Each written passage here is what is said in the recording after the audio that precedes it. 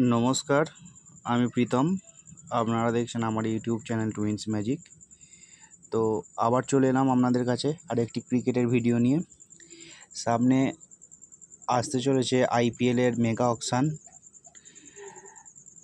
আগামী ডিসেম্বর মাসেই হতে চলেছে আইপিএলের অকশন, যেখানে অকশন নিয়ে আইপিএলের যত কটা টিম রয়েছে সেই তত কটা টিমের রিলিজ এবং রিটেনশন যেসব প্লেয়ার রয়েছে সেই সব প্লেয়ারদের নিয়ে আমি একটা করে ভিডিও বানাচ্ছি প্রত্যেকটা টিমের জন্য। তো অলরেডি আমি কেকেআরের ভিডিও বানিয়েছি। আজকে চলে এলাম মুম্বাই ইন্ডিয়ান্সের ওপর একটি ভিডিও নিয়ে। মুম্বাইয়ের টিম কেমন, কী চেঞ্জেস আসতে পারে মুম্বাইয়ের, কী রিটেনশন, কী রিলিজ, সেই সব নিয়ে একটু আলোচনা করব। তো চলুন শুরু করা যাক। প্রথমেই বলে রাখি, মুম্বাই ইন্ডিয়ান্স টিমে যে প্লেয়ার গত বছর ছিল, মানে 2025 সালের আইপিএল যে প্লেয়ার খেলেছে তাদের নামটা আমি একবার আপনাদের সামনে বলে দিই, তারপরে আসছি পরের বিষয়ে। প্রথম থেকে যদি বলা যায়, মুম্বাই ইন্ডিয়ান্সের 2025-এর টিম, সেটা হচ্ছে হার্দিক পান্ডিয়া, জসপ্রীত বুমরা, সূর্যকুমার যাদব, রোহিত শর্মা, তিলক বর্মা, নামান ধীর, রবিন মিঞ্জা, করণ Sharma, Dipak Chahar, Ashwini Kumar, Krishnan Srijit, Raj Angad Bawa, Satyanarayana Raju, Arjun Tendulkar, Vignesh Puthur, Trent Boult, Ryan Rickelton, Allah Ghazanfar, Will Jacks, Mitch Santner, Reece Topley, Bevon Jacobs, Lizaad Williams এবং লাস্টে একটা চেঞ্জ হয়েছিল, সেইখানে ছিল জনি বিয়ারস্টো। তো এই ছিল গত বছরে মুম্বাই ইন্ডিয়ান্সের টিম। তো মুম্বাই ইন্ডিয়ান্সের গত বছরে যে টিম ছিল, পার্সোনালি আমার মনে হয় মুম্বাই ইন্ডিয়ান্সের টিম সম্পূর্ণভাবেই তৈরি।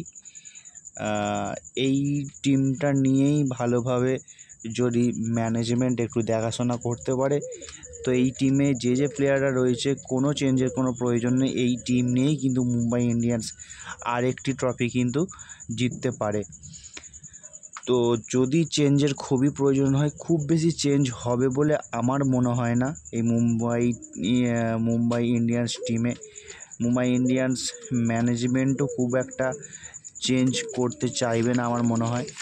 তাহলেও যদি বলি রোহিত শর্মার কথা, রোহিত শর্মার কিন্তু ভবিষ্যৎ খুব একটা উজ্জ্বল বলে আমার মনে হয় না। সেটা আইপিএলেই বলুন, ইন্ডিয়ান টিমেই বলুন, রোহিত শর্মা কিন্তু খুব একটা বেশি দিন আর কিন্তু ক্রিকেটের সাথে যুক্ত থাকতে মনে হয় পারবে না, যেটা আমার ব্যক্তিগত মতামত। আর রোহিত শর্মার কিন্তু আগের মতো অত আর ধার নেই ব্যাটে। তো আমার মনে হয় মুম্বাইয়ে একজন ইন্ডিয়ান ও আর একজন ফরেনার ওপেনারের খুবই প্রয়োজন, দুটো ওপেনারের খুবই প্রয়োজন।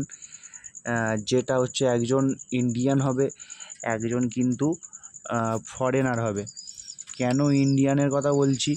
কারণ রোহিত শর্মা খুব বেশি দিন হয়তো আর খেলাটা চালিয়ে যেতে পারবে না।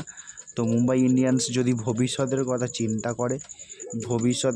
চিন্তা করে তাহলে কিন্তু একটা ইন্ডিয়ান বিস্ফোরক ওপেনার আর একজন ওভারসিজ প্লেয়ার, বাইরের ফরেনার ওপেনার যদি খুঁজতে পারে, আমার মনে হয় বেটার হবে। বাকি আমার মনে হয় মুম্বাই ইন্ডিয়ান্স টিম বাকি সব দিক থেকেই প্রায় তৈরি। আর একটা যদি চেঞ্জের জায়গা আমি দেখছি, সেটা হচ্ছে মুম্বাই ইন্ডিয়ান্সের সব দিক ভালো হলেই ব্যাটিংয়ে কিন্তু দেখতে গেলে মুম্বাই ইন্ডিয়ান্স মোটামুটি ব্যাটিংয়ের দিক থেকে সম্পূর্ণভাবে তৈরি। যেখানে টপ অর্ডার ব্যাটারে কে নেই, রোহিত শর্মা রয়েছে। রোহিত শর্মার সাথে জনি বিয়ারস্টো যদি ওপেন করে, 3 নম্বরে অবশ্যই নো ডাউট সূর্যকুমার যাদব, 4 নম্বরে তিলক বর্মা, 5-এ হার্দিক আসতে পারে, অথবা অন্য কোনো আর যদি প্লেয়ার ভালো থাকে, যদি উইল জ্যাক্স অথবা নামান ধীর এইসব ধরনের কিছু প্লেয়ারকে নিয়ে আসতে পারে, তাহলে টিম মোটামুটিভাবে তৈরি। যদি দেখি পেস বোলিং অ্যাটাকের দিক থেকেও কিন্তু মুম্বাই বেশ তৈরি। মুম্বাইয়ের পেস বোলিং অ্যাটাক কিন্তু বেশ ভালো। কে নেই মুম্বাইয়ের পেস বোলিং অ্যাটাকে? যেখানে আমি দেখতে পাচ্ছি, নাম বললাম কিছুক্ষণ আগে, Trent Boult, Jasprit Bumrah, Deepak Chahar. Pace bowling অ্যাটাকে এর থেকে ভালো অপশান, এর থেকে ভালো টিমের পেস বোলিং অ্যাটাক আমার মনে হয় না আর আইপিএলে নেই, আছে বলে আমার মনে হয় না। জসপ্রীত বুমরা, ট্রেন্ট বোল্ট যদি শুরু করে, তার সাথে দীপক চাহার রয়েছে, দীপক চাহারের সাথে 4 ওভার হাত ঘুরিয়ে দিতে পারবে হার্দিক পান্ডিয়া।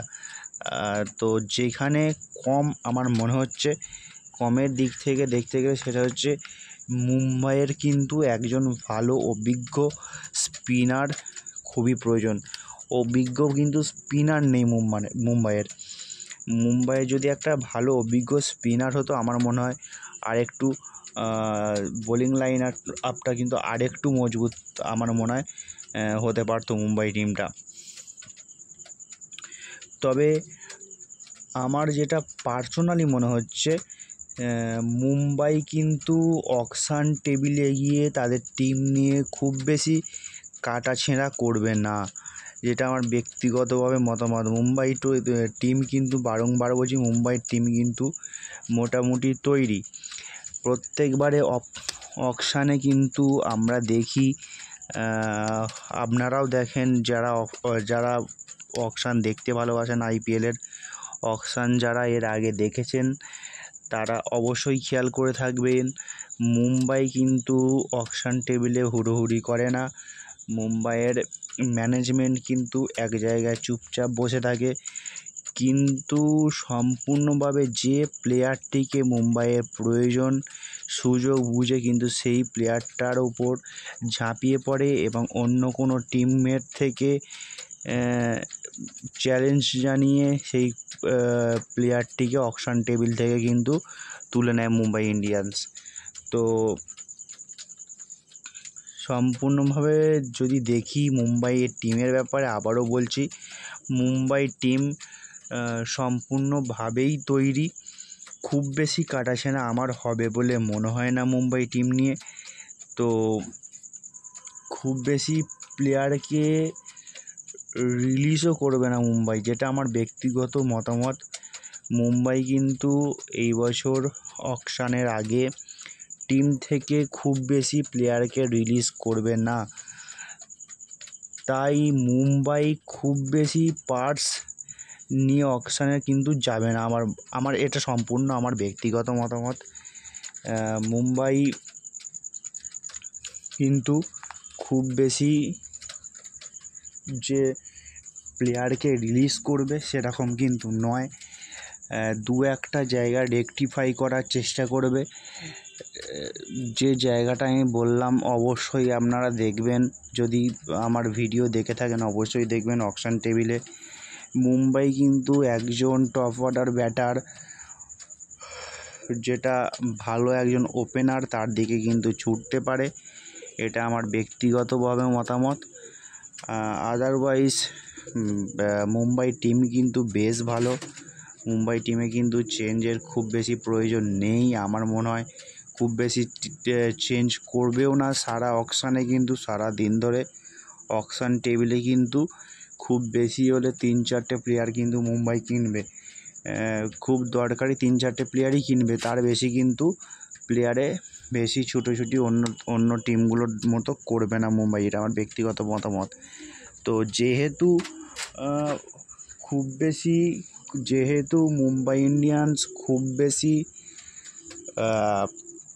প্লেয়ার রিলিজ করবে না, তো সেই দিক থেকে দেখতে গেলে মুম্বাই ইন্ডিয়ান্সের কিন্তু হাতে পার্স থাকবে খুবই অল্প। অন্যান্য যে টিমগুলো রয়েছে আইপিএলের বাকি টিমগুলোর তুলনায় কিন্তু মুম্বাইয়ের পার্স অনেকটাই কম হাতে থাকবে। খুব আমার যেটা ব্যক্তিগতভাবে মতামত, আমার যেটা মনে হয়, সম্পূর্ণ এটা আমার ধারণা। আমি প্রত্যেকবারই অকশান দেখি, মুম্বাইয়ের স্ট্র্যাটেজি আমি ফলো করি। শুধু মুম্বাই নয়, প্রায় প্রত্যেকটা টিমের স্ট্র্যাটেজি আমি ফলো করি। তো সেইটা দেখে আমার যতটুকু মনে হয়েছে, এইবারের অকশানে কিন্তু মুম্বাই খুব বেশি হলে 20 থেকে 25 কোটি অথবা 30 কোটি টাকা নিয়ে কিন্তু অকশান টেবিলে যাবে।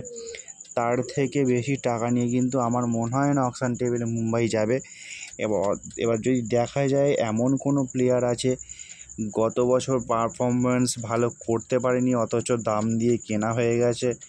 বেশি দাম দিয়ে কেনা হয়ে গেছে, সেই প্লেয়ারকে কিন্তু মুম্বাই অবশ্যই রিলিজ করতে পারে। রিলিজ করে কিন্তু অকশান টেবিলে আরও কম দামে তুলে নেওয়ার চেষ্টা করতে পারে। তো আমার যতটুকু ব্যক্তিগত মতামত সেটা আমি আপনাদের সামনে তুলে ধরলাম। যদি আপনাদের চিন্তাধারায় অন্য কিছু থাকে বা আমার মতামতের সাথে আপনাদের মতামত যদি ঠিকঠাক থাকে, অবশ্যই কমেন্ট করে জানাবেন কমেন্ট বক্সে। আমি আসছি খুব তাড়াতাড়ি, সম্পূর্ণ নেক্সট হয় হায়দ্রাবাদ, না হয় দিল্লির টিম নিয়ে আমি ভিডিও বানাবো। খুব তাড়াতাড়ি আসছি। তো ততক্ষণ দেখতে থাকুন টুইন্স ম্যাজিক ইউটিউব চ্যানেল। যদি ভালো লাগে আমার চ্যানেলটিকে অবশ্যই সাবস্ক্রাইব করে দেবেন, শেয়ার করবেন আমার ভিডিওগুলিকে। বারে বারে বলছি, শেয়ার করবেন, লাইক করবেন। অবশ্যই ব্যক্তিগত মতামত কিছু থাকলে অবশ্যই কমেন্ট বক্সে কমেন্ট করবেন। আমার হয়তো অভিজ্ঞতা বেশি নাও থাকতে পারে। যদি মনে হয় আমার কিছু ভুল হচ্ছে, প্রেডিকশানের ব্যাপারে কোনো ভুল হচ্ছে ক্রিকেটের ব্যাপারে, তাহলে অবশ্যই আমাকে মতামত জানাতে পারেন। তো দেখতে থাকুন টুইন্স ম্যাজিক ইউটিউব চ্যানেল। রাখছি, ভালো থাকবেন, সুস্থ থাকবেন। ভিডিও শেষ করলাম। দেখতে থাকুন টুইন্স ম্যাজিক।